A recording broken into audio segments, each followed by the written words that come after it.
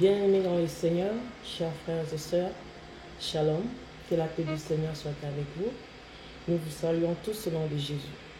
Aujourd'hui encore, nous sommes dans notre tranche question du jour où le prophète Daniel, qui est présent avec moi ici, va répondre aux questions qui lui sont posées par des bien-aimés et il répond toujours à la lumière de la parole. Et notre question aujourd'hui, c'est, nous continuons toujours, comme la dernière fois, nous continuons avec notre question, un chrétien peut-il perdre son salut? Un chrétien peut-il perdre son salut? Alors, shalom, prophète Daniel. Shalom, ma soeur, ma pasteur.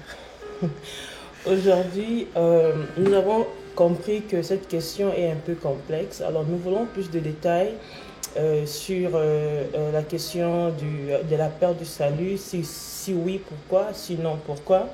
Mais avant cela, nous voulons d'abord savoir, c'est quoi le salut? Est-ce que vous pouvez nous définir c'est quoi le salut? Et aussi, on veut savoir comment obtenir le salut. Oui, merci pour cette question. Nous avons commencé à répondre à ça.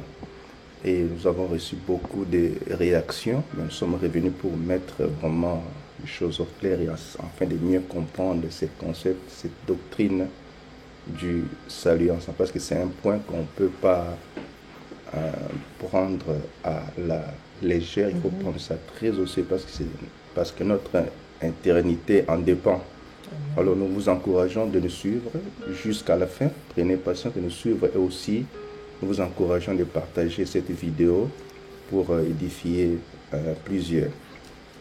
Alors, la question que vous nous avez posée, c'est savoir c'est quoi le salut. Le salut. Définir le salut. Oui, nous pouvons définir le salut, le salut du grec. Le mot salut du grec, c'est soteria, qui veut dire simplement délivrance, guérison, restauration, libération totale et complète de l'homme dans son entier, donc son corps, son âme et son esprit. L'homme est libéré complètement, il n'y a plus de condamnation sur lui qui pèse sur lui. Mais le salut aussi, le mot hébreu, Yehoshua, qui tire son source du nom de Jésus ou dans l'Ancien Testament Josué, veut aussi dire les sauveurs ou les saluts. Quand on a amené l'enfant Jésus dans le temple pour le consacrer, Siméon en priant dit, mes yeux ont vu le salut. Donc le mot qui est utilisé là, c'est Yehoshua. Donc il est la personne par laquelle Dieu sauve le monde. Donc la personne de Christ, c'est aussi le salut de Dieu pour les hommes. Donc Yehoshua veut dire Dieu qui nous tend la main pour nous sauver de la destruction. Il nous stabilise en lui et nous garantit un avenir meilleur et éternel. C'est un peu ça.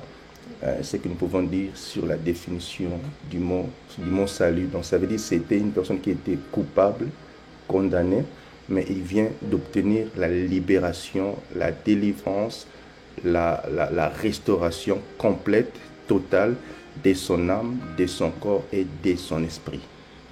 Merci. Et comment obtenir le salut? Oui. La Bible a simplifié les choses. Le salut s'obtient par la foi. La foi. Dans le livre de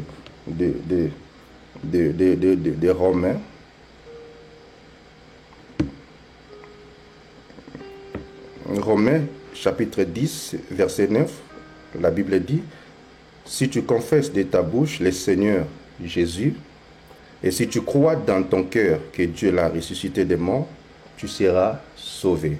Tu vois? Verset 10.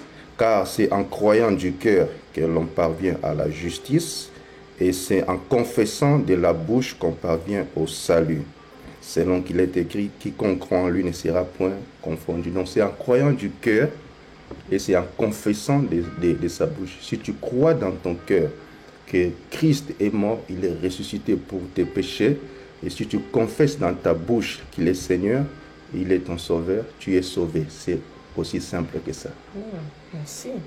Alors, nous voulons savoir pourquoi la Bible parle du salut tantôt au présent, tantôt au futur, tantôt au passé. Comme par exemple, vous avez été sauvé, vous êtes sauvé, vous serez sauvé.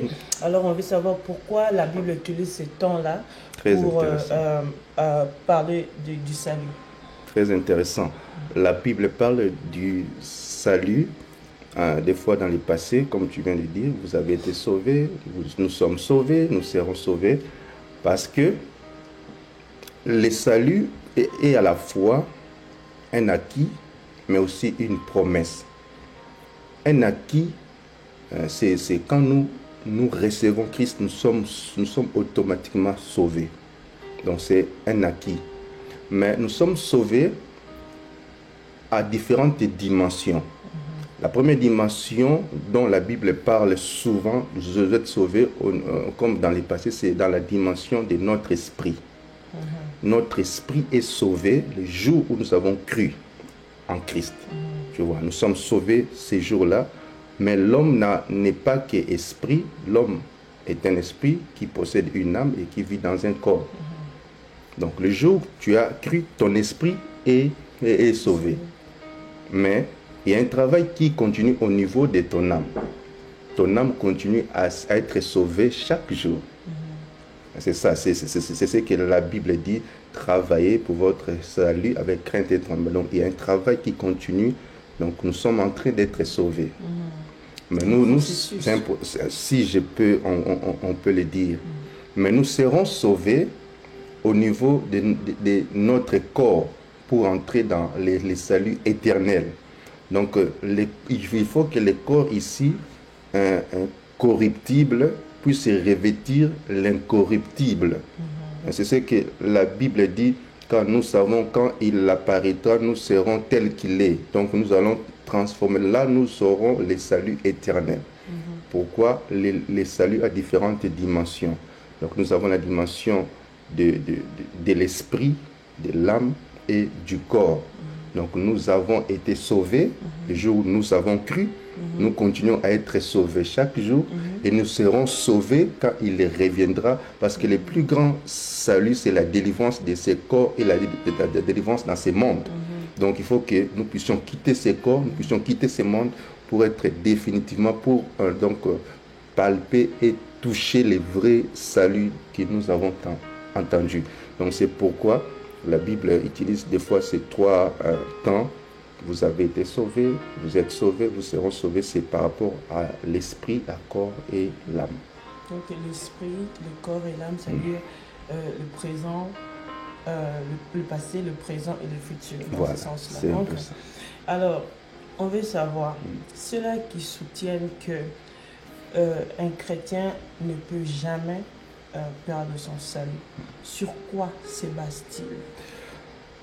Bon, comme nous l'avons dit, il y a deux courants, ceux-là qui soutiennent qu'un chrétien peut perdre le salut et ceux-là qui disent qu'un chrétien ne peut jamais perdre le salut. Ok. Alors, ceux-là qui soutiennent qu'un chrétien ne peut jamais perdre le salut se basent sur certaines vérités bibliques aussi. Par exemple, les premiers versets sur lesquels il se base, c'est dans Jean, chapitre 1er, verset 19, je pense. 12, pardon. Jean, chapitre 1er, verset 12, où la Bible dit, « Mais à tous ceux qui l'ont reçu, à ceux qui croient en son nom, Dieu leur a donné le pouvoir de devenir enfants de Dieu. » Donc, ils sont devenus enfants de Dieu, ils sont nés dans la famille de Dieu.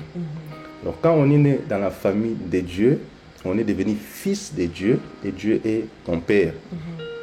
Étant fils et père, ton enfant peut mal se comporter ou bien peut se rebeller, mais ils disent qu'il reste carrément ton fils. Tu restes son père, peu importe ce que l'enfant fait. Et ils disent que, ayant cette communion, cette relation fils et père, quand l'enfant pêche, ou un chrétien pêche, ce n'est pas cette relation fils et père qui est brisée, mais c'est la communion, cette communion, cette bonne attente, cette communion, cette intimité qui est brisée. Mais la relation père et fils reste. Est-ce que c'est vrai? Est-ce que c'est voir des choses sur le plan humain? Est-ce que Dieu aussi voit des choses de cette manière-là? Je ne sais pas. Mais ils ont encore d'autres vérités sur lesquelles ils se basent en disant que Dieu ne nous a pas seulement sauvés, mais Dieu aussi a sécurisé notre salut en lui.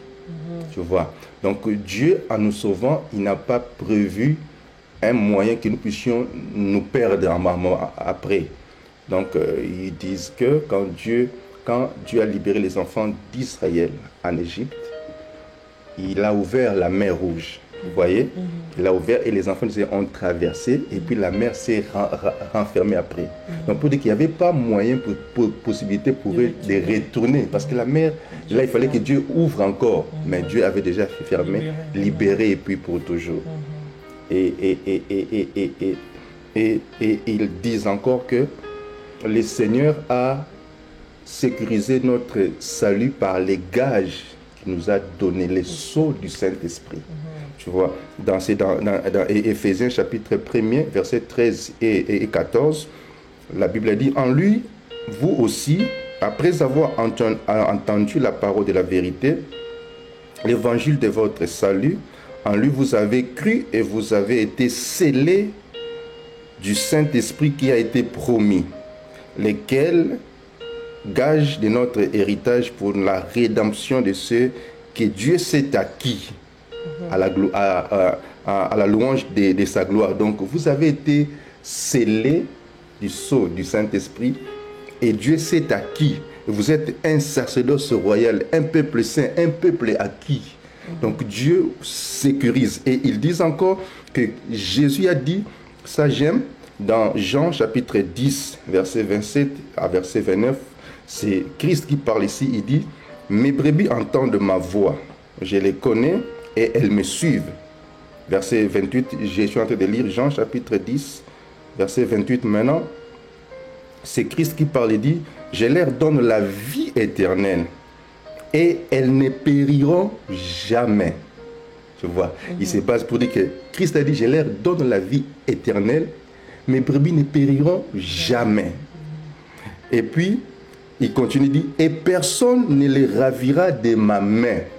Donc, ils sont entre mes mains et personne ne peut les ravir de ma main. Et il continue pour dire, verset 29, mon Père qui me les a donnés est plus grand que tous. Et personne ne peut les ravir de la main de mon Père. Donc, les brebis, les enfants de Dieu qui sont sauvés, sont entre les mains de Christ, sont entre les mains du Père. Et Christ affirme ici qu'ils ne périront jamais et personne ne peut les ravir entre mes mains et entre les mains du Père, même pas les péchés, même pas les mal. Donc ils disent que la Bible dit que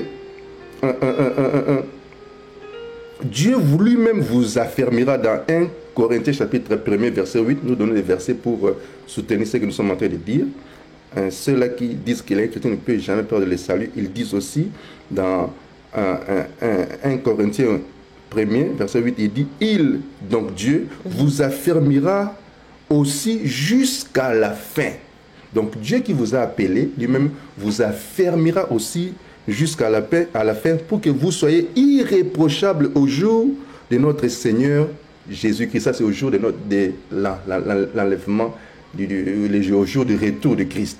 Il dit que Dieu lui-même vous affermira. Il vous donnera la force de rester debout jusqu'à la fin, jusqu'au jour de notre Seigneur. Et verset 9, il dit, Dieu est fidèle. Lui qui vous a appelé à la communion de son Fils, Jésus-Christ, notre Seigneur.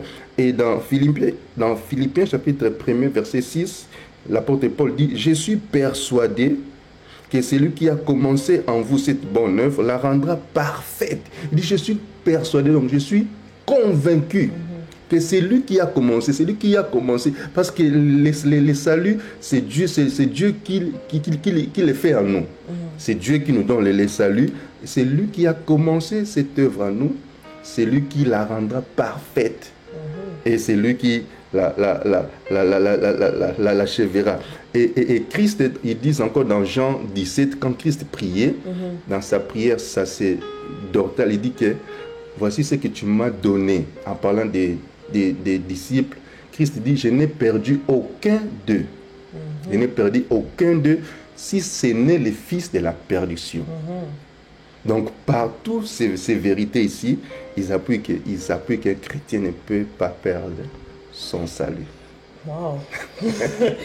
Mais, en fait, on veut savoir. Ouais. L'apôtre Paul dit dans le livre de 1 Corinthiens 9, 26-27. Alors, je vais lire 1 Corinthiens 9, 26-27. Moi, donc, je cours non pas comme à l'aventure, je frappe non pas comme battant l'air, mais je traite durement mon corps et je le tiens assujetti de peur d'être moi-même rejeté après avoir prêché aux autres. Ouais. Alors, est-ce que vous pouvez nous expliquer un peu ce que l'apôtre Paul veut dire ici? C'est dans 1 Corinthiens 9, verset 26. 1 Corinthiens 9, voilà. Verset 26. Alors, ceux qui disent qu'un chrétien ne peut pas perdre le salut, voilà comment ils défendent ça. 1 Corinthiens 9, verset 26. Alors, ils disent qu'il faut commencer à lire à partir du verset 24. Okay. À partir du verset 24, on dit, ne savez-vous pas que ceux qui courent dans les stades courent tous, mais qu'un seul remporte les prix. Courez de manière à l'emporter. 25. Tous ceux qui combattent s'imposent toute espèce d'abstinence et ils le font pour obtenir une couronne corruptible. Mais nous faisons-le pour obtenir une couronne incorruptible. Et moi donc, je cours non pas comme à l'aventure, je frappe non pas comme battant l'air, mais je traite durement mon corps et je le tiens assujetti de peur d'être moi-même rejeté après avoir prêché aux autres. Voilà. Est-ce que vous pouvez nous expliquer un peu, parce qu'il craint d'être rejeté après avoir prêché aux autres. Voilà. Puisse être perdu. Bon, ici, l'apôtre Paul parle de la discipline que les athlètes observent pour leur compétition. Et ils visent une récompense. Alors, on parle ici de la récompense, du prix, ça veut dire la récompense qu'on doit avoir. Mais on ne parle pas du salut ici. Donc, ils disent que l'apôtre Paul ici parle des récompenses, des résultats, parce qu'il parle des couronnes corruptibles et incorruptibles. Il dit, quelque part, l'apôtre dit que j'ai combattu les bons combats, j'ai gardé ma foi, j'ai achevé ma course. Désormais, la couronne de justice m'est réservée.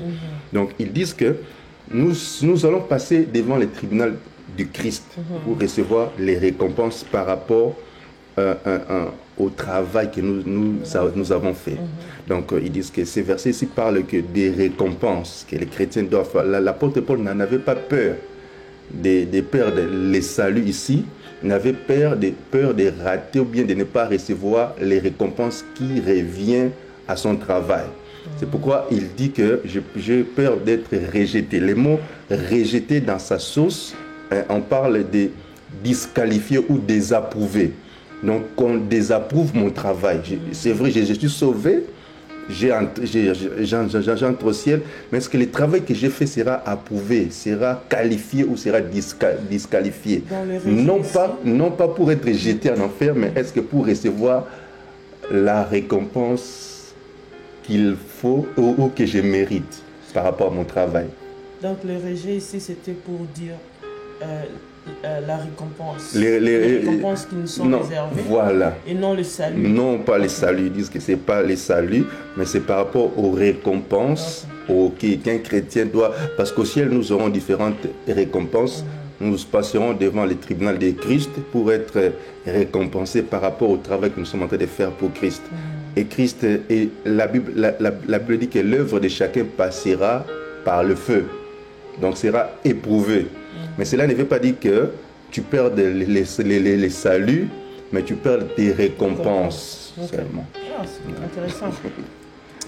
Alors, j'ai une autre question sur Jésus lui-même dans le livre de Matthieu 7, 21. Matthieu 7, 21, je vais lire. Ceux qui me disent Seigneur, Seigneur, n'entreront pas tous dans le royaume des cieux, mais celui-là, seul qui fait la volonté de mon Père qui est dans le cieux. Est-ce que vous pouvez nous expliquer pourquoi Jésus parle de cette façon dans ce livre de Matthieu? Ok, c'est encore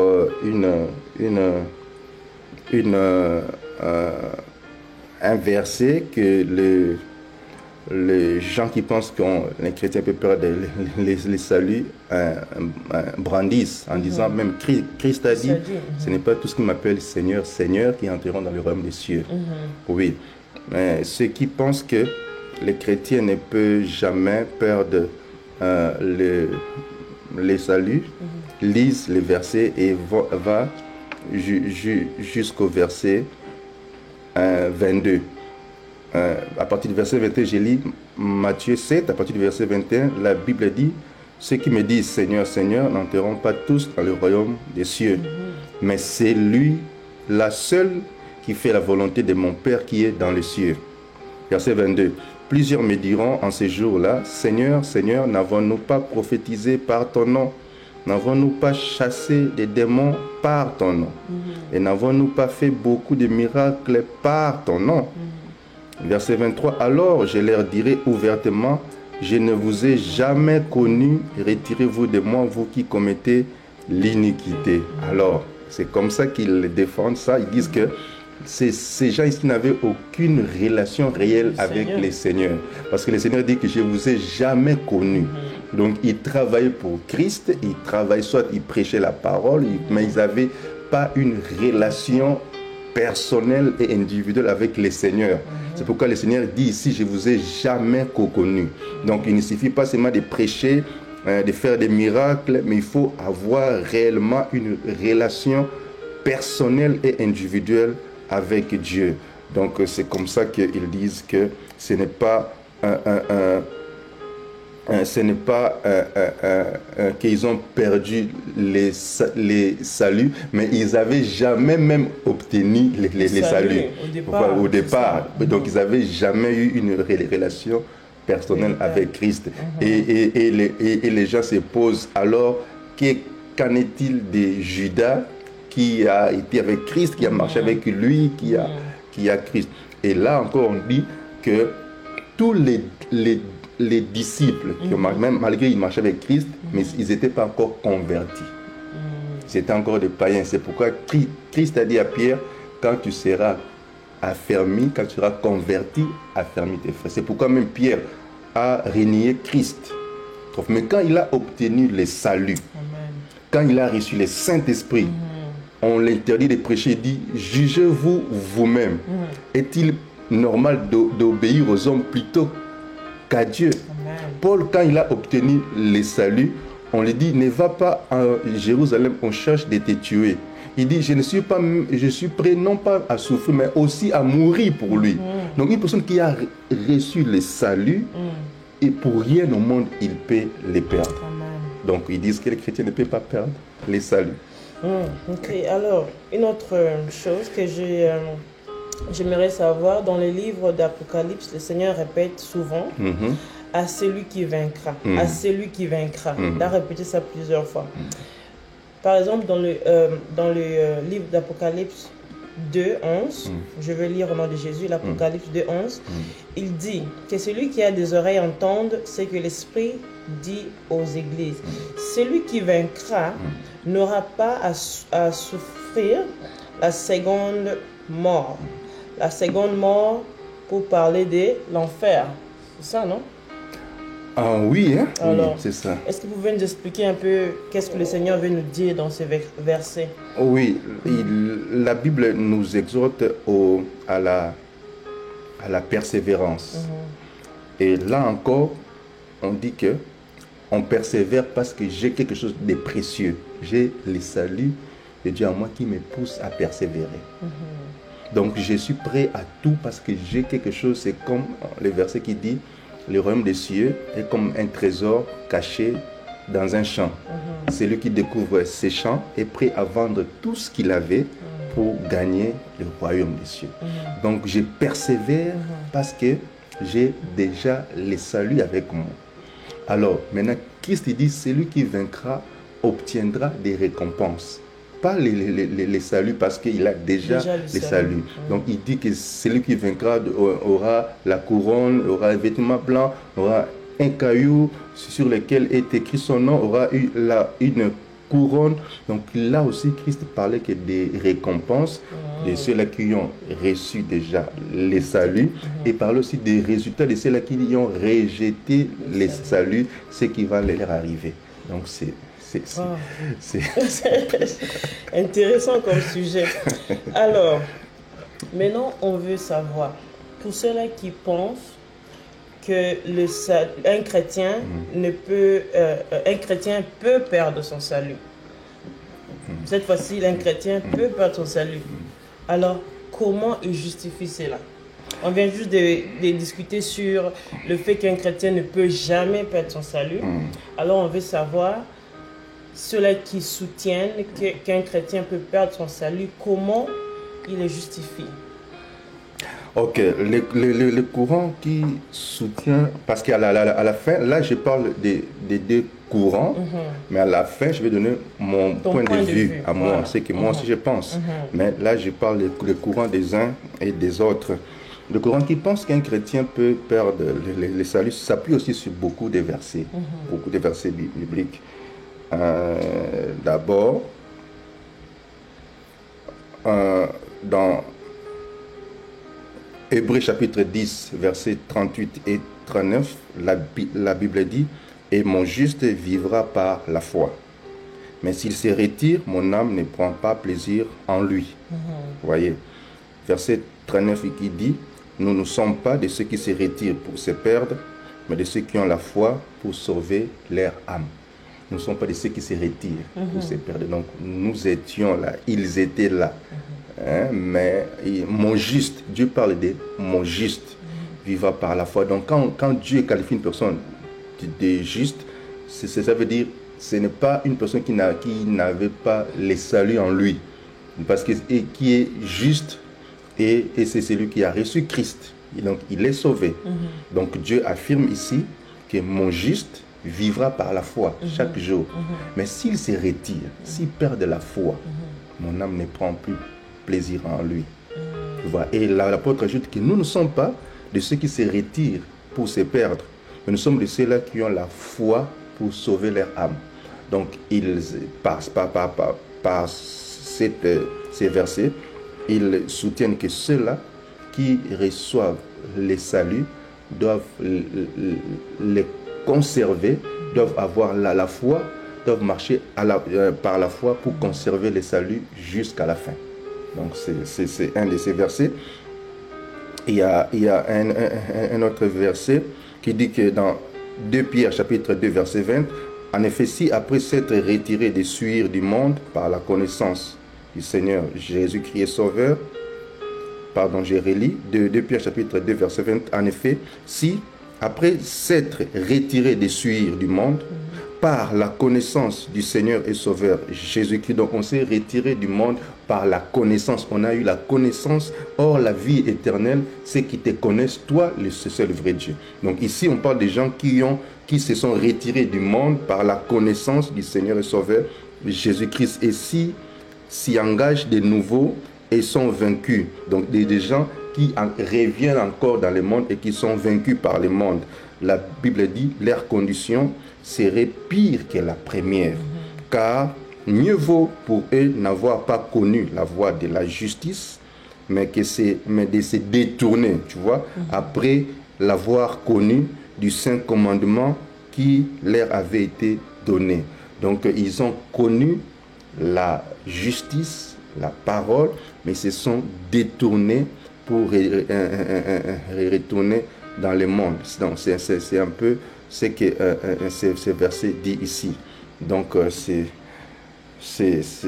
l'un des arguments pour ceux-là qui pensent qu'un chrétien peut perdre les saluts.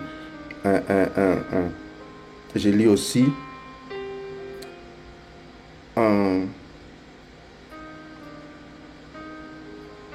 Matthieu, et il y a aussi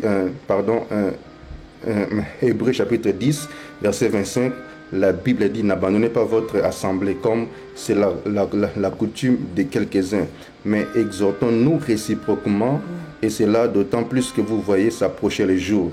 Car si nous péchons volontairement après avoir reçu la connaissance de la vérité, il ne reste plus de sacrifice pour les péchés, mais une attente terrible du jugement et l'ardeur d'un feu qui dévorera les rebelles. Les rebelles, c'est qui? C'est celui qui était dans l'armée de Dieu, dans l'armée du Seigneur, et qui s'est rébellé pour retourner dans le monde. Donc, c'est un peu ça. C'est très controversé. Ok. Alors, c'est quoi votre point de vue? On veut savoir qu'est-ce que vous pensez sur ce sujet. Je vais être franc.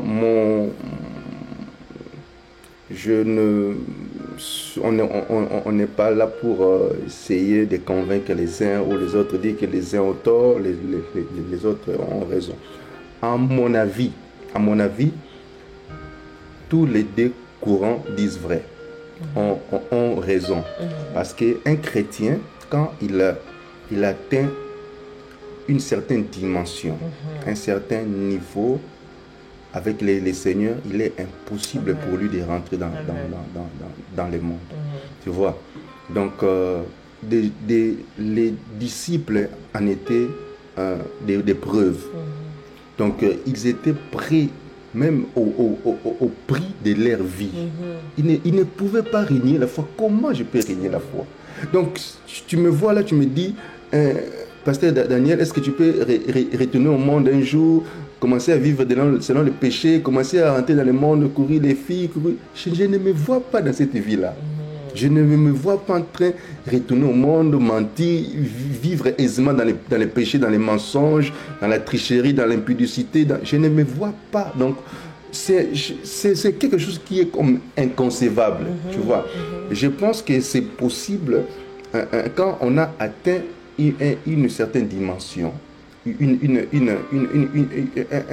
un certain niveau avec les seigneurs. Mais je pense que si j'étais au début de ma foi, et qu'on me dit que tu es chrétien, tel que tu es sauvé pour toujours, tu ne perdras jamais le salut, ça ne devait pas être bénéfique pour moi. Je pense que je devais faire, parce que déjà, dans mon expérience avec les seigneurs, j'ai commencé à prier, où j'ai reçu le Seigneur, j'avais 12 ans. Tu vois, je me suis fait baptiser à l'âge de 13 ans. J'aimais le Seigneur. Déjà, j'étais jeune, mais j'aimais le Seigneur, je craignais le Seigneur. Je ne faisais pas ce que mes amis faisaient, je n'étais pas derrière les filles, je n'étais pas derrière la musique mondaine. Je craignais Dieu.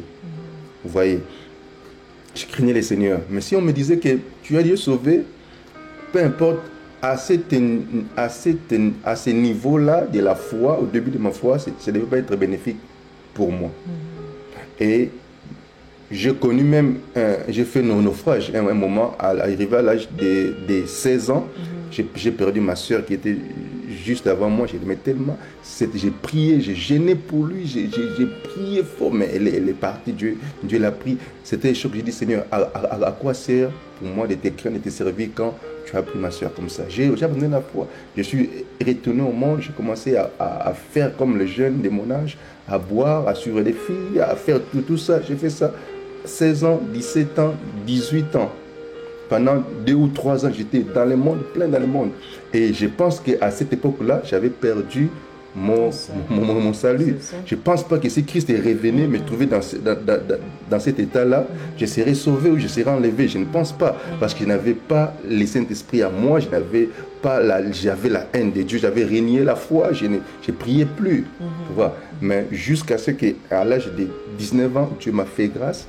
Je suis retourné dans le Seigneur et j'ai commencé à connaître ma marche avec le Seigneur.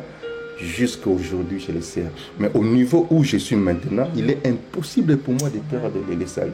Je ne vois pas pour quelle raison je vais perdre le salut. Donc je pense que c'est une vérité, mais c'est une vérité qui ne peut être enseignée à tout chrétien, surtout aux nouveaux convertis. Ça ne va pas les aider, je pense, à leur marche chrétienne. Mais aussi, En même temps, j'ai dit aussi, il est possible qu'un chrétien perde les saluts aussi. Comme moi, je me dis par rapport à mon expérience, à un moment j'ai abandonné la foi. Et pourquoi? Parce que le salut est lié à la foi. Ok? La Bible dit, vous êtes sauvés par la grâce au moyen de la foi. Et la Bible dit que si tu crois dans ton cœur et tu confesses dans ta bouche, tu es sauvé. Donc la foi est la substance et les supports sur lesquels se fondent les saluts. Maintenant, on peut se poser la question, est-ce qu'il est possible pour un chrétien de perdre la foi? Oui, oui. Il est possible pour un chrétien de perdre la foi. Parce que la Bible parle quelque part de gens qui ont fait naufrage par rapport à la foi, des gens qui ont perdu la foi. Et Christ dit que quand le Fils de l'homme viendra, trouvera-t-il la foi sur la terre? Donc la Bible dit que la foi de plusieurs, l'amour de plusieurs se refroidira. Tu vois.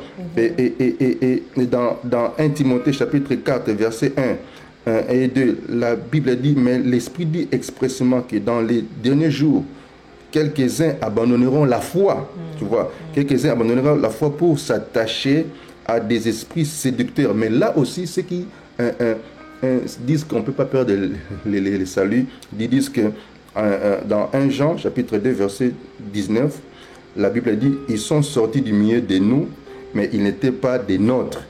Car s'ils étaient des nôtres, ils seraient demeurés avec nous. Mais cela est arrivé enfin que fut manifeste, c'est que tous ne sont pas des nôtres.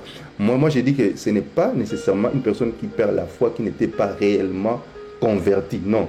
Moi, à l'âge de 12 ans, 13 ans, j'aimais le Seigneur, j'étais réellement converti. Ma vie avait été transformée, je marchais dans la crainte du Seigneur. Et la Bible parle de ceux-là qui marchaient dans la crainte du Seigneur. Un moment, de leur vie, mais ils ont abandonné la foi. Donc je pense qu'en abandonnant la foi, on réunit la parole du Seigneur, on réunit les sauveurs, on réunit les ciels, on réunit l'enfer. On dit que l'enfer n'existe pas, le ciel n'existe pas. Tout cela, je ne pense pas qu'on va toujours garder les saluts. Tu vois, j'ai connu, pour terminer, j'ai connu un monsieur quand j'étais jeune. C'était le photographe du quartier. C'est là que j'allais prendre mes photos d'enfance quand j'avais besoin de photos. C'est un homme qui aimait les seigneurs. C'est une histoire vraie qui s'est passée, une histoire vraie que je vous dis. Il aimait les seigneurs. À chaque fois que je partais, je le vois, il me parlait de Christ, il m'encourageait. Il faut aimer les seigneurs. Il était attaché, il aimait fort les seigneurs. Et à un moment, il voyageait, il allait à l'intérieur du pays pour prêcher la parole, pour gagner des âmes. Il travaille, il aimait les seigneurs fort. Mais après plusieurs années, je reviens dans les quartiers, plusieurs années en tout cas, 10 ans plus tard, je passe par là, je dis, je connaissais ce monsieur. Il me prenait des photos quand j'étais enfant. Je vais un peu le voir pour lui dire bonjour. J'entre et je dis, comment ça va? Ça va bien, on commence un peu à parler. Là, moi, j'étais déjà devenu chrétien, serviteur, consacré dans le ministère. J'ai prêché, j'aimais les seigneurs. Je lui parle. Il dit, et comment les seigneurs, est-ce que tu parles toujours avec voyager? Il dit, laissez-moi les histoires-là de votre seigneur-là. Moi, j'ai abandonné les choses-là. Je dis, comment tu as abandonné? Il dit, non, je ne crois pas, je ne crois pas à ces choses-là. Jésus, ce sont des mensonges des Blancs. La Bible était écrite par les Blancs pour nous manipuler.